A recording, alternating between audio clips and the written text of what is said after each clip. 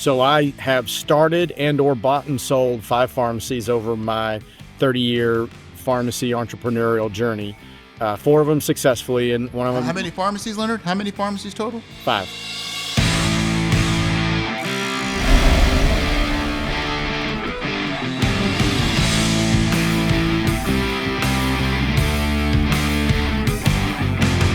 Welcome back to the Pharmacy Rockstar podcast, where we explore the exciting world of pharmacy business, share best practices, and discuss current trends, all while having a blast with our special guest. Get ready for a jam-packed episode filled with invaluable insights, entertainment, and motivation. I'm Dr. Steve Rodriguez, your host. I'm a pharmacist, certified mergers and acquisitions advisor, and a lifelong rock enthusiast.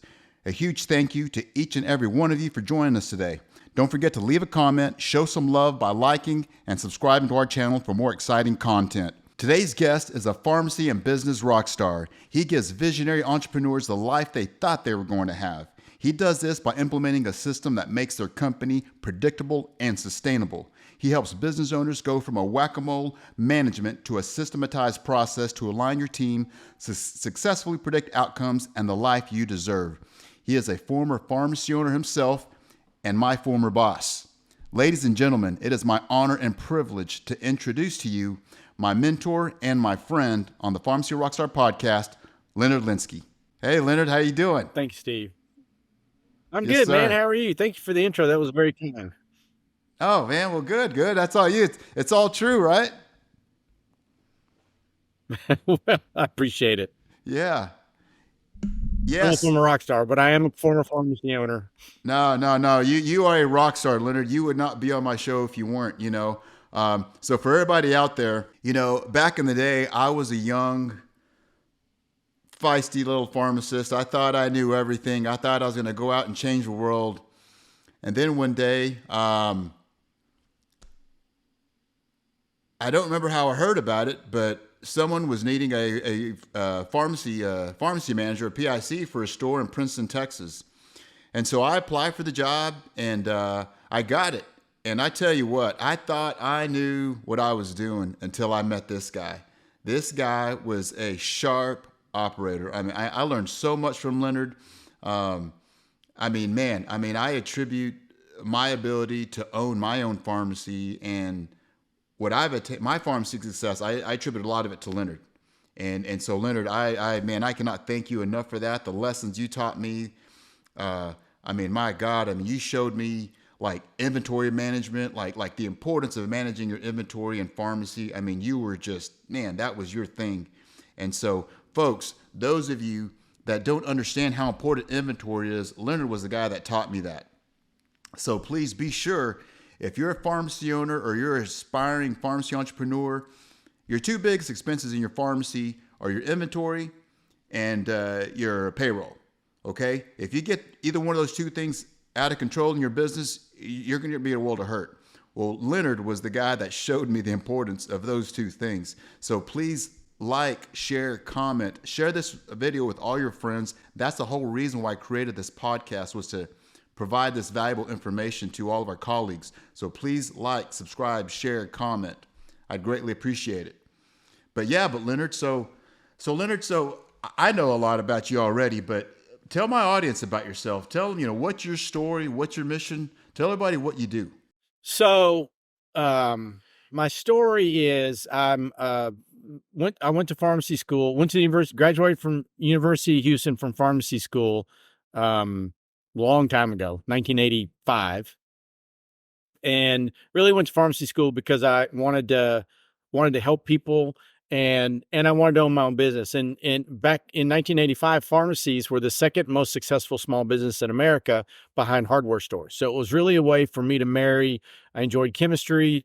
I like helping people, and pharmacists are very accessible. So back then you came out from behind the counter and recommended OTCs, and you were a part of the community. And it allowed me to own my own business. And it was, there was kind of a historical pathway for kids coming out of school to buy pharmacies from existing owners. The owners would finance them. You kind of work 20 years, you were their retirement plan, and then you would repeat the process. But healthcare, after I got out of school, healthcare changed dramatically. So I have started and or bought and sold 5 pharmacies over my 30-year pharmacy entrepreneurial journey. 4 of them successfully, and one of How them many pharmacies, Leonard? How many pharmacies total? 5. 5. Okay. Yeah, Okay. 4 of them successfully, one of them not. And so I don't know everything. And and you learn a lot more from your failures. And then the last business that we had, and all of my businesses have been family businesses. Either my wife or my wife and my oldest daughter were involved. We raised all of our kids in our stores. And the last business that we Yeah, bought, I remember. I remember. yeah, right. The last business that we bought, or that we started rather, we fell in. It was in little Saxe, Texas, which is a little suburb outside of Dallas, and we kind of stumbled into a unique niche in 2007, providing medications for intellectually and developmentally disabled clients that lived in halfway houses in the state of Texas. And we grew from 2 million to 32 million in 4 years, which sounds awesome, Wow. except Right. Right. Yeah. on the golf course. Yeah, on the golf course or at a dinner party. But the reality was, I'm a visionary, so I'm not much of a detail guy. And my answer to all of the problems that we encountered as we were growing was throw more money at it, get more business, and hire more people. And the more we did that, the worse it got. And at the end of 2011, on $32 million in revenue, I was 50 days behind with my primary wholesaler. We were using a co-op group called SmartFill. So it's 50 days behind with my primary wholesaler. It was $7 million in debt. My CFO had embezzled $270,000. We were executing so poorly that we had created competition where none existed in this niche that we had uncovered. And we lost $2 million in 2011, 500,000 in operating cost, $1.5 million in 10 years of entrepreneurial accounting. And so we were on the verge of bankruptcy. Our wholesaler was threatening to take us. And so we began using this system called EOS, which stands for the Entrepreneurial Operating System, which is from a book called Traction written by Gino Wickman. And at the end of 2000, so we started doing that in August of 2012. At the end of 2013, we were break even. At the end of 2016, I had an 8-figure exit. And then starting in 2018, I became an EOS implementer. Wow. Wow. And that's kind of my 2 minutes. Yeah, no, that's awesome. So I mean, you were speaking from true experience. I mean, you're talking about the good, the bad, the ugly. So I mean, you live the highs, live the lows, and yeah, and I remember, whenever you were going through some of that stuff, whenever you told me that, I mean, I believe at one time you were like one of the top 50. You were in the top 50 small businesses in DFW or state of Texas or something in terms of growth and revenue or something at one time. I don't remember what the rank was. We were on the list of the Dallas 100 fastest growing companies for a couple of years. We were on the Inc. 5000 list of fastest growing companies in America for, I think, 5 years. It was crazy. It was crazy. So you were on this list, you were generating all this revenue, but yet you were still losing money. Yeah, we weren't making any money. Right, right. And so yeah, if you look at when in 2016 or in 2011, when we were at our worst, we figured out that we'd been open 10 years. I don't remember how many millions of dollars we generated in revenue.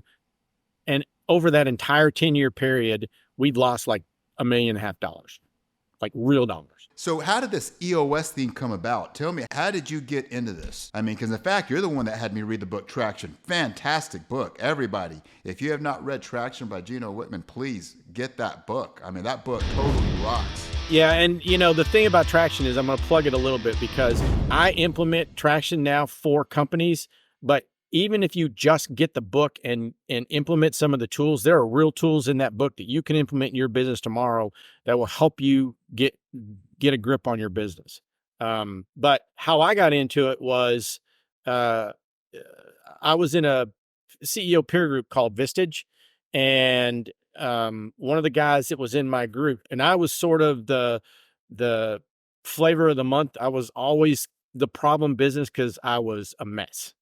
And so one of my buddies had begun implementing EOS in his business, and he looked at me and he's like, "Hey, you need this." And I said, "Why?" And he said, "Well, it's for people like you." Well, I thought he meant stupid. But what he really meant was, I'm a pharmacist and I didn't have any background in running a business. And so I didn't have the first clue to how to integrate, sales and, or even how to uh, integrate sales and accounting and make sure that, the pharmacy and the shipping people were talking.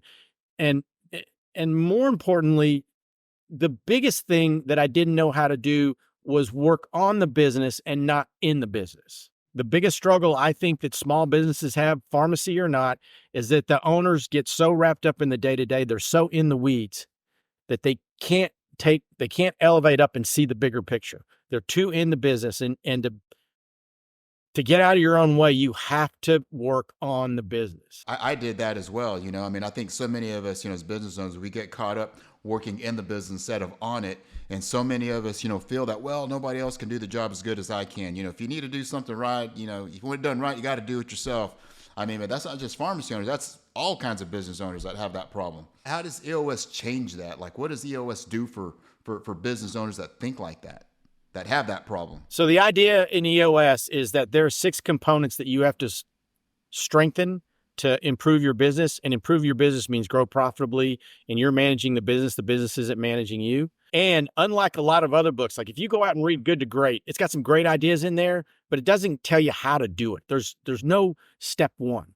So in Traction, it describes these 6 key components that you need to strengthen, and then there are tools, 2 or 3 tools for each component that you can start using in your business. It's like how to run great meetings, scorecards, man, talking about inventory, you need to be measuring that, not once a year when you take inventory. You need to be figuring that out every week.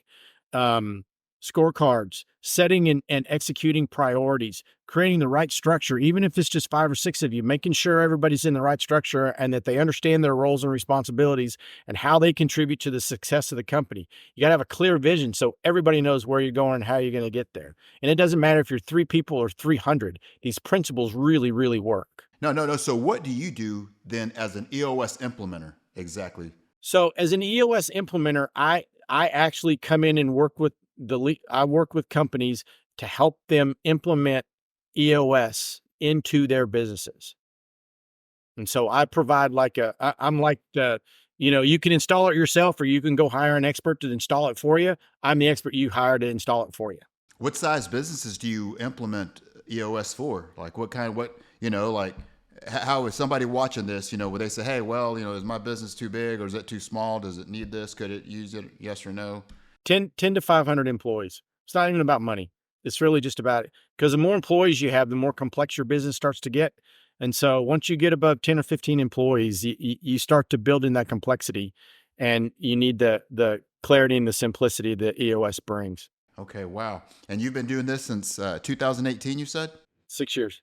Yeah. No, that's right, because that was the same year that I sold my pharmacy, and you and I, went out to lunch a couple of times, and you were telling me that that's what you were gonna do. Wow. Well, let me ask you this, Leonard. So the name of my podcast is the Pharmacy Rockstar Podcast. When you think of a rock star in business, who do you think of? Like, what comes to mind? Who comes to mind for you? So when I think about a rock star in business, that what I think about is someone that's a rock star for me is someone that has the courage to live their convictions, that their word is their bond. And so when they tell you they're going to do something, they do it. And when they show up to to for a job or a task, or when they show up for whatever it is they're showing up, personal or professional, they're playing it 100%. They're giving it their all. And so that's what I think about when I think about like rock stars.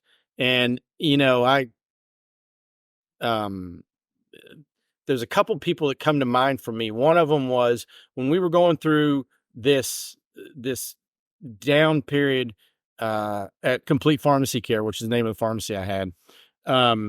We brought in a CFO. He's the one that uncovered the theft, and he's who I think about as a rock star. So Gerald came in And Gerald told me the truth about where we were at, how we were going to dig out, how long it was going to take to dig out. And it didn't scare him away. And he said, look, if you want me to come work for you, you just have to understand I'm going to do it the right way. I'm not going to cut any corners, and I'm going to tell you the truth. And if that's not okay with you, then we won't work. That's the courage of your convictions, right? He just didn't tell me what he wanted me to hear. And then he did it. So I can remember he would walk into my office on Mondays and he'd say, okay, we're going to have this much cash coming in. We have these many invoices, which for a long time, the invoices were more than the cash. Who are the most important people we need to pay? And I would say this, and this. And then he'd say, okay, I'll create a plan for who we're going to, how much we're going to give each one of them. And then he would just go get on the phone with these folks and he'd say, here's where we're at. Here's what I can pay you. And so he was the same with our vendors as he was with me. And he just he hit this ability to be transparent, tell the truth, be convicted, show up 100%. He managed keeping our vendors on board for the year and a half it took for us to get out of this mess, because he was a rock star. He just told him the truth. He did what he said. He showed up every week. He never shied away from adversity. And I mean, he was a rock star. It was awesome. Man, I totally love that. When I ask a lot of people that question, they'll say, "Oh man, I think Elon Musk. I think of Steve Jobs, Jeff Bezos, Warren Buffett. You think of those guys are rock stars. So for you to say Gerald, that is awesome, man. That totally rocks. That totally rocks. Which means you must have been a rock star, man. I mean, you could have said anybody, and you said is that guy. I mean, that totally rocks, man. So hey, kudos to Gerald. Thank you, Gerald. He showed up. Wow. And stood up when it was hard. So as a business owner at that time, how did that make you feel? When someone is just like, "Hey, look, man, here it is. I know it's not easy to take, but hey, if we want to get out of this, hey, we got to take this thing head on." I mean, because I know a lot of me as a business broker. Okay, what I do is I help pharmacy owners buy and sell pharmacies, and I come to them or they come to me, and they say, "Hey, yeah, Steve, I want to sell my pharmacy and I want this much for it." And I'm like, "Well, hey, that's great. I'd love to get that for you. That'd be nice. I'd love to get that for you. But in order to get that, that means you need to be doing this, this, and this." And then whenever I get down into it, they haven't been doing those things. And so, it's a punch in the face for them at times. I'm like, "Hey, look, I thought I was sitting on this big nest egg. I thought I had, I've been running this business, for 30, 40, 50 years. And then, they come to me, they want me to sell it for them. And they're a little disappointed whenever I tell them the hard, cold truth, So yeah, no, I know exactly what you were dealing with, and I mean, I've been in situations like that in business myself, and man, it just does not feel good. I mean, but you got to address it in order to progress to the next level. So how it made me feel was, one of the struggles I always had as a business owner was I felt like I was on an island, and I felt like I was alone. I felt like I had to have all the answers. And having someone on your team that you could trust, that you could count on, that's going to show up and stand up, it was a huge relief, because I could say, this is what you do, right? You're the finance guy, and so you're going to handle the finance stuff. And so I didn't have to deal with the vendors, except for the wholesaler. But we did that together. But it was that he was like, this is my responsibility. These are the things I'm going to do for you. Let me go do them. And having people that you could trust, that you could share this burden with. My business partner, who was my daughter, was the same way. She showed up, and she's another rock star. She shows up and stands up and does what she says, and doesn't wilt in the face of adversity.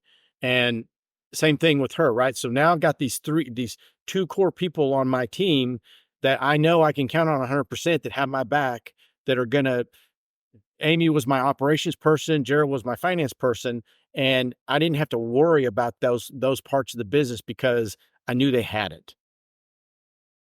And that finding that, creating a team like that so that you don't have to carry the burden, that you can share the load, it's life changing. Yeah, yeah, because wow, I mean that's yeah, life changing. Yeah, I mean I mean you kind of summed it up. Because I was about to ask you, well, how important is it for an owner to be able to understand the importance of their employees?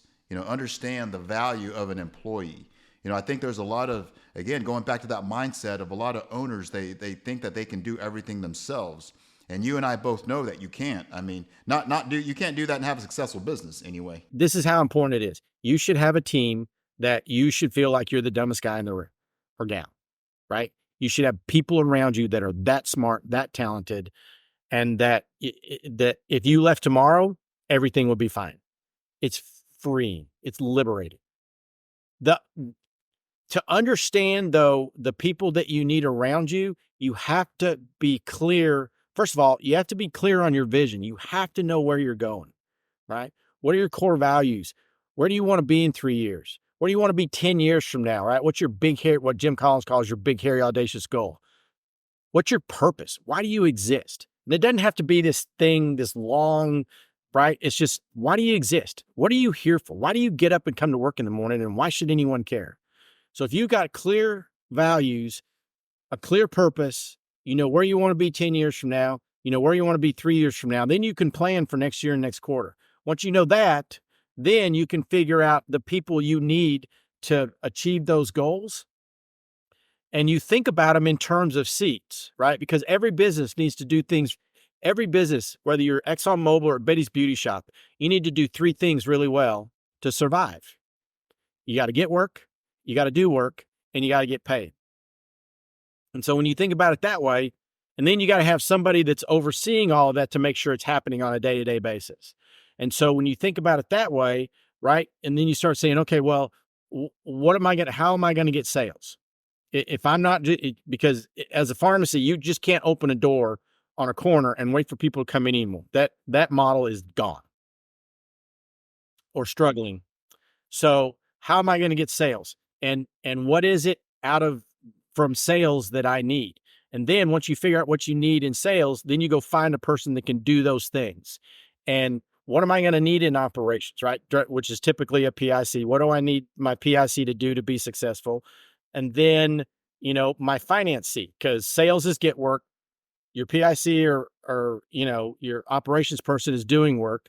And then somebody's got to count the money. You got to make sure you're getting paid. You got to make sure your claims are reconciled. You got to make sure that you're doing everything you can to minimize the DIR fee. Somebody's got to own that. And as an owner, when you understand what you need to be successful, clear vision, clear roles and responsibilities, and clear functions for each one of those, then it's much easier to go out and find what it is you need, because you know exactly where you're going and how you're going to get there. And now you're just finding people help you do that.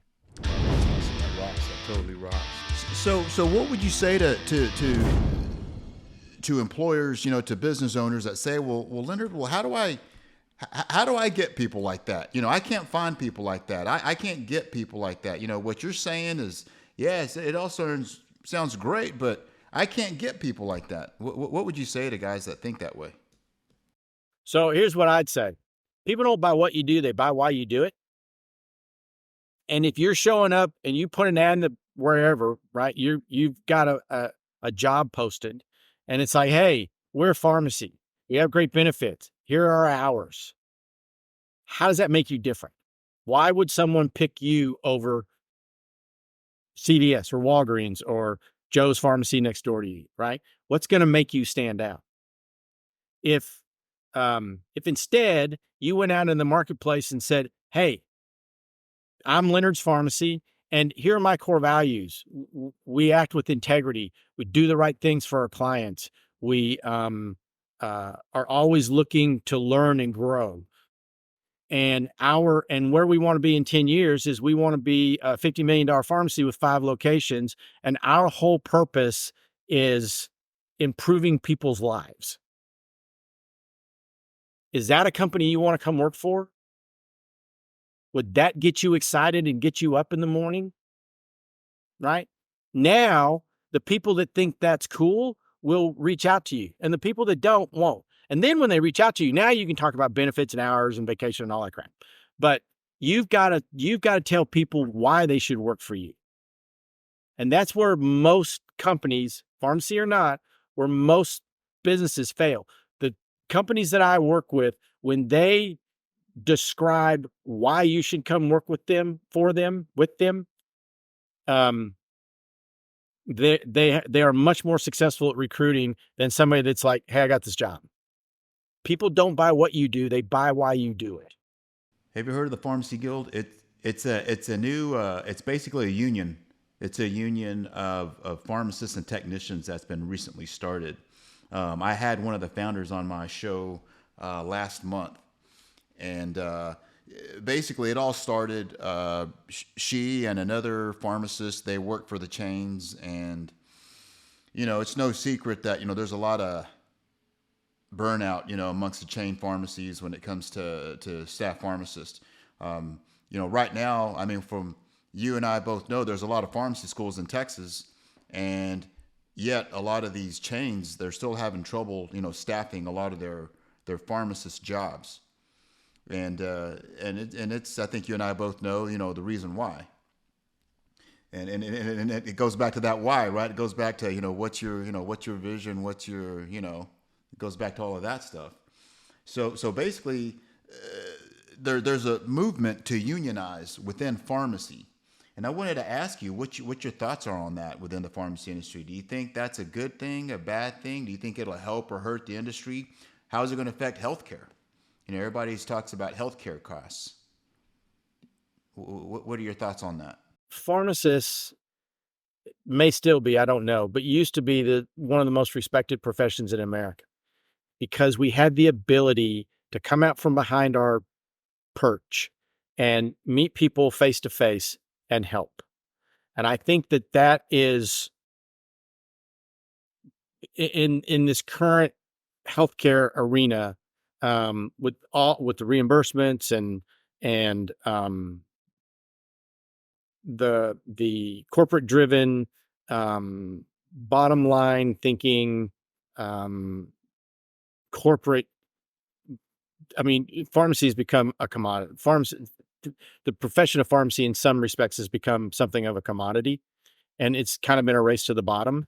And so I think that anything that pharmacists can do individually, and technicians individually or collectively, that will restore the dignity to the profession that it so richly deserves, by allowing us to do what we were trained to do in a meaningful and intentional way, is good for the profession, and good for our clients, and ultimately good for business. Yeah. No, I mean, I can see both sides of it. I mean, you increase. You take pharmacy technician minimum wage to $25. I mean, it sounds great. But the thing you got to think about is, I think, is they increased the minimum wage in California to $20 an hour, and it put a lot of restaurants out of business.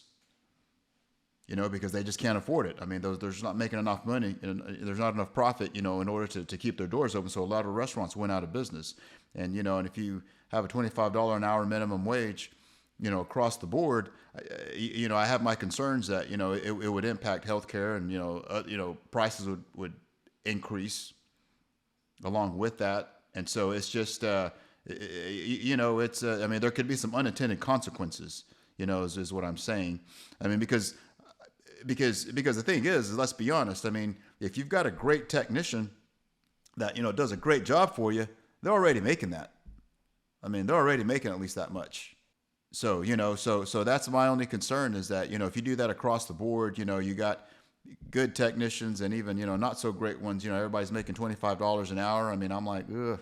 Well, I've been reading. I mean, it seems like every day I read about some sort of chain closure in California. Ever since they increased minimum wage to $20 in the restaurant industry, and I just I have that's where my concerns kind of come in on that. Nope, that's valid. But no, but technicians definitely need to be paid their worth for sure. I mean, they definitely, I mean, they're definitely a big part of the pharmacy industry, and I know you and I both have had some great technicians, who owned our stores, and we did all that we could, to take care of them. So one of the things that you've touched on, you and I both kind of touched on a little bit, is mindset. The mindset of these business owners. It's real easy to say, like in pharmacy, it's real easy to blame PBMs, for the decline in someone's business. It's easy to blame the chains, for the decline in business. There's so many external forces and factors that affect a pharmacy's operation, but there's also people out there that are still killing it. I mean, they're crushing it. I mean, they're doing very, very well. And the thing that I've seen with a lot of these guys is their thought process, the way they think, the way they operate. It comes down to basically what I call it as mindset. So my question to you is how important is mindset for not just a pharmacy owner, but for any business owner or individual for that matter? It's everything. There's a great story. I can't remember the name of the book. It's written by a guy named Horst Schultz. It's about the Ritz Carlton. He grew the Ritz Carlton brand, and there's this great story that he tells in the book, Excellence Wins. I think it's Excellence Wins by Horst Schultz, and it's about Ritz Carlton. It's a great book. One of the things he talks about, and he talks about a lot of the themes that I've been talking about today, culture and scorecards and measuring and accountability and all of that. But one of the stories he tells during COVID, he walks into one of his hotels and their numbers are down like 40%. And so he looks at the manager and he says, your sales are down 40%. And the guy goes, I know, it's COVID. And Horst Schultz says, yeah, so that's the excuse. What are you going to do about it? Where mindset becomes so important is that you can't let the circumstances dictate your response. You have to respond. You have to dictate your response. Does that make sense? So what I mean by that is, okay, so it's a brutal playing field, and with PBMs and DIRs and $4 generics and the Medicare reimbursement changes that we're undergoing, it's hard. And so the question is not, you've got to let go of it's not fair, it's not right, it didn't used to be this way. What are you going to do about it? And what are you going to do to how are you going to change your business plan, or how are you going to think differently about to to in the face of all of this adversity, what are you going to do differently to make your business successful? And that applies anywhere. And listen, I've worked with 60 companies in 55 different industries. Every industry is hard. Every business faces adversity. No one industry has a lock on competitive, the competitiveness, the reimbursement issues. Everybody has stuff. Here, say that again, Leonard. I want my audience to understand that. I want pharmacy owners to understand that, because so many of us, we think that we're the only ones that have to deal with DIR fees. We have to deal with PBMs. We have to deal with government regulation. Like you said, every business has their issues. They have those external factors that they can't control. Please reiterate that. Yeah, I mean, I've got a pet food manufacturer that has to deal with the DEA, and they have very rigid quality standards in order to ensure that the pet food that they are selling is safe. Because pet food the safety requirements for pet food are as rigorous as for the stuff you're buying in the grocery store for your family. And so while there are unique challenges to pharmacy owners, every business has their own set of unique challenges. They have very rigorous controls. And if they test a batch, they may have to throw away 2 days worth of production if something is not right, not even not safe, just not to the level that is expected. And so, I mean, imagine if you filled 200 prescriptions and then you said, oh, the glue on the label was wrong, and so you had to throw away all 200. And nobody's reimbursing you for that. So every business has its own unique set of challenges. And the thing I always like to say, if it was easy, everybody would do it. And it's so true. Um, uh, I've got manufacturers that still struggle with supply chain issues. Um, so I had one manufacturer, big order came through, but they couldn't get this one little bitty part and they lost a multi-million-dollar contract. Totally out of their control. So every business has something. Wow. Yeah, no, I agree. I totally agree. I've been around enough business owners. I've been to enough masterminds, and I discuss with business owners and other just different industries, and they all have their challenges, just like we do. They just have a different set of challenges, but they're similar in many ways to ours. You have to change your mindset. You have to attack. You have to be bold. You have to lead boldly. You have to attack. You have to find a new way forward to do things differently. Whatever you've been doing, Right. if it's not working, you got to let it go and do something different. That's right, man. That's right. That totally rocks. Absolutely. Well, hey, Leonard, let me ask you this. So, you and I have both had businesses, and we both exited from them. We exited nicely. How important is an exit strategy for a business owner? I started working on my exit 3 years before we went to a broker. So my exit strategy, I had my business 14 years. The last 5 years, we were working towards an exit. Only about 1 in 5 businesses are sellable, which, think about that. So for all the business owners out there that think they're sitting on a business that they can sell, only about 17% of them are actually sellable. And so if you're thinking about selling your business in the next 5 years, you need to get professional help and you need to start planning now. Right. Right. One of the things that that I've learned in my business, now that I've with Buy Sell RX, I've gotten much more aggressive with my marketing, where I do much more cold calling. Even though I don't like to do it, nobody likes to do cold calling, but I'm getting to where I enjoy cold calling. But I found that for my business, that's what I need to do, because I'm on a mission to save independent pharmacies. Because what I've learned, by the time an owner is calling me, they're calling me because there's a problem. I need to get to these guys before they have a problem. And that's just, wrong, right, or indifferent. It just is what it is.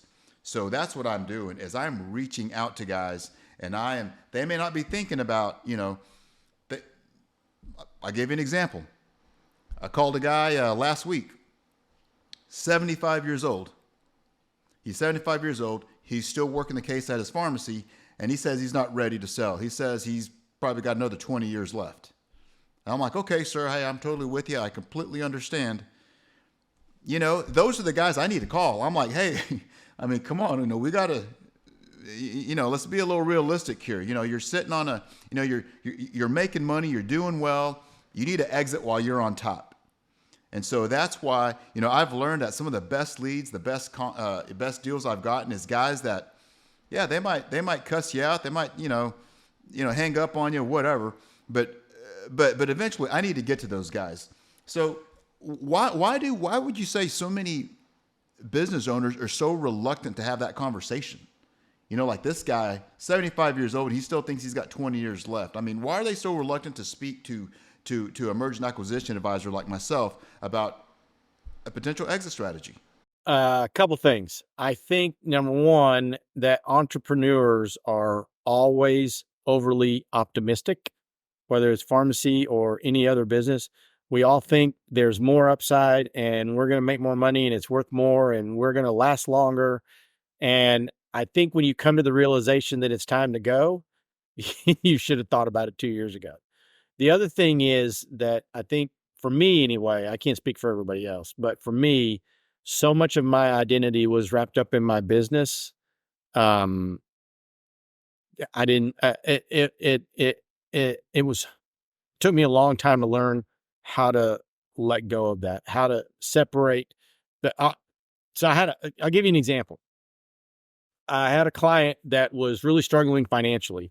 They uh, they and so I called him one day And I said, on a scale of 1 to 10, how worried about this are you? And he said, I'm not worried at all. He said, my business doesn't define me. It'll suck, but I'll survive.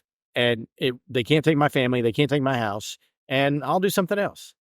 It was such a shocking revelation to me because if when I was going through it, it was so personal because I felt like my whole identity, my whole self-worth was wrapped up in how many prescriptions I filled every day, how much money was in the till at the end of the day, and how much profit I was making.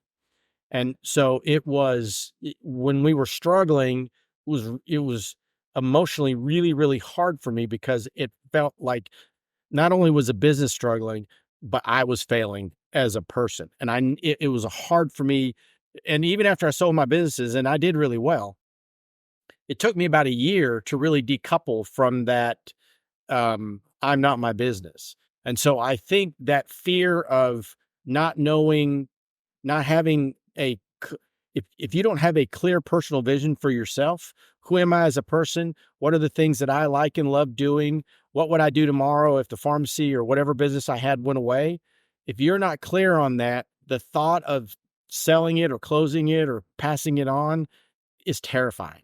Yeah, no, it was for me as well. It's like you said. I mean, owning that business, it's such a big part of your identity.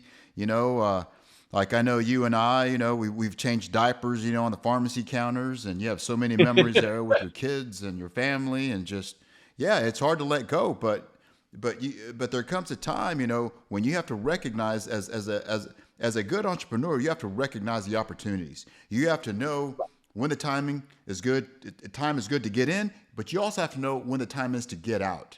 And that's why I've made it a mission to help these clients. I know they don't understand it, but I'm on a mission to help them understand that. Say, hey, look, Mr. 75-year-old pharmacy owner, hey, I get it. I'm with you. You got a great business. You've made a lot of money and you're still rocking and rolling. But hey, look, let's take time out of the equation. Let's see if we can roll all of that profit, into one big fat check for you. How about we do that? It's frustrating, but yet, it's taking me back to my why. Why did I start my pharmacy brokerage? I mean, why am I doing this? Is what I want to do. Is I know what my exit did for me, and I know you exited very nicely, and then I want to do that for others as well. So because the big thing, one of the things that frustrates me the most about what I do is seeing these posts on LinkedIn. Another independent pharmacy closed down. When that didn't have to happen. That didn't have to happen, or any small business for that matter. I mean, you hate seeing a small business that you loved, you knew the owner, you loved the staff. I mean, they were a big part of the community. And then next thing you know, they're gone. I mean, I hate seeing that. So I want to do all that I can to prevent that. And that's another reason why I started this podcast is I want to teach other, pharmacy entrepreneurs how to get into pharmacy, how to exit pharmacy, and not just, pharmacy entrepreneurs, but just entrepreneurs in general. And that's why I have people like you, rock stars like yourself that have been there, done that. I mean, you've seen the good, the bad, the ugly of being a business owner. And this is the value that we bring to our community, to our clients, is that experience. They're paying us as consultants, but what are you paying for? You're paying for, if you can pay someone, a fraction of what, this mistake could cost them. I mean, that's huge. That is huge. And especially someone like you, as an EOS implementer. I mean, this is what you do. How many clients have you worked with, Leonard? 62 clients over the last 6 years that I've either worked with or are currently working with.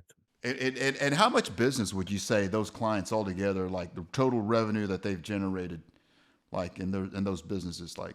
The 25 businesses I currently work with generate $1 billion a year in revenue. Wow, that's huge. That's huge. I mean, considering, the average pharmacist. And not all of them are big. I've got a couple of $3 or $4 million companies. So it's not like I've got these great, huge companies. Most of them are, all of them are entrepreneurially led. But some of them are, 2 or 3, 4 million. So they're not all big. Yeah, but still, though, I mean, if you got 25 businesses and you're doing $1 billion in sales, man, that's on average. I mean, you've got some whales that you're consulting for sure, for sure. There's a couple of them that are big. You know what? 300 million, 30 million, 3 million. Everybody has the same problems, just different zeros. They all struggle with people. They all struggle with getting the right processes so that they can create a consistent experience for their clients and their employees. They all struggle with people, process, and profit. I don't care what size you are. They have the same issues. It's just different zeros. That's awesome. Well, Leonard, how can people get in touch with you, Leonard? I mean, man, this is great stuff. I mean, I want people to get in touch with you. How can they find you? How can they get in touch with you? You can go to my website. Actually, the best way to find me is just look me up on LinkedIn, and there's a zillion links you can link me to. It'll link you to my website. It'll link you to EOS Worldwide. You can get more information about traction. My cell phone is 214-668-7761. You can call me. But if you look me up on LinkedIn, then there's all kinds of ways you can get in touch with me. Probably the easiest way. Fantastic. Okay. And I see that you've been doing these Great Boss workshops lately. What are those about? So Great Boss Workshop, one of the things that we've learned in EOS is that, or that we've recognized, is that there is little to no organized training for how to be a great leader and how to be a great manager. And there's a bunch of books, give you a lot of theory, but nobody has a systemized way to give you a set of tools today that you could take into your business tomorrow and begin using as a leader and as a manager. And so that's what we're doing. We're helping leaders and managers get better. Wow, that's awesome. Well, let me ask this. So what can I do for you? What can I do to help you, Leonard? How can I help you help your business? What can my audience do? You know, what can I do for you? I mean, you've been a friend, you've been a mentor, man. I owe so much of my success to you, and I want my audience to know that. I want to make sure you know that. I know I've told you that before, but I will tell you every single time I see you. I mean, I have that much respect for you, and it is you taught me a wealth of knowledge. So thank you very much. Thank you. Thank you. I appreciate that.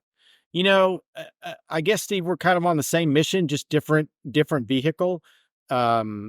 After I sold my business and I started doing EOS, I realized that my whole entrepreneurial journey prepared me to be in a place where I could help other entrepreneurs who, you have this vision of what your life is going to be like as an entrepreneur, and then here's your reality, and they're never married. And so my goal is to help other entrepreneurs get their life back, get control of their life so that they don't have to be on the phone when they go on vacation, or they don't have to answer emails, or, they can be present at their kids' birthdays, because I never was.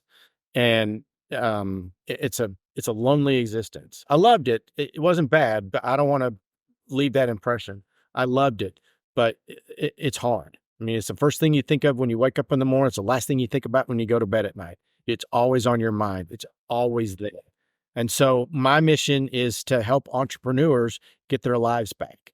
And if you know anyone or anybody out there knows someone or they want their life back, call me and I'm happy to help them. If I can't help them, I could probably find them somebody who can.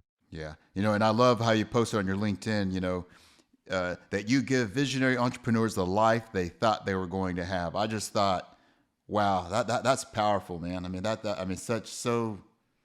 very, very powerful.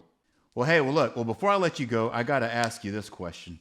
So, I'm a huge rock and roll fan, huge rock enthusiast, man. I'm a drummer. I mean, all that. I've played drums on stage with Bret Michaels, and I've jammed out with Rudy Sarzo from Quiet Riot, and I just love rock.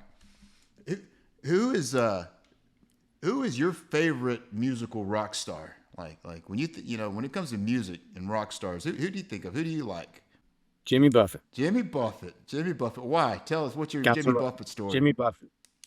Laid back, lived life eventually on his terms, makes great music, great approachable guy, easygoing, wicked smart. I love that. Underneath that quiet, vibey, let's get drunk on a beach and listen to great music, the guy built $1 billion empire. Yeah, he did. He sure did. You're absolutely right, man. That totally rocks. Yeah, that rocks. That's a rock Jimmy star. Buffett, man. Jimmy Buffett was a rock star. Yeah, that's right. Well, thanks again for being on the Pharmacy Rockstar podcast. Hey, I appreciate you being on the show. Everybody, please hit like, subscribe, comment. Okay, let us know what you think about Leonard. Let us know what you think about Jimmy Buffett. But Leonard is, man, he's a wealth of knowledge, guys. Please reach out to him on LinkedIn, like he said. Leonard is, I mean, again, I stand by this guy. He's a friend, but he was my mentor back in the day. I've learned so much from him, and I owe this guy so much just in terms of the small amount of success that I've had in my career. So thank you all for being here, Leonard. Thank you so much.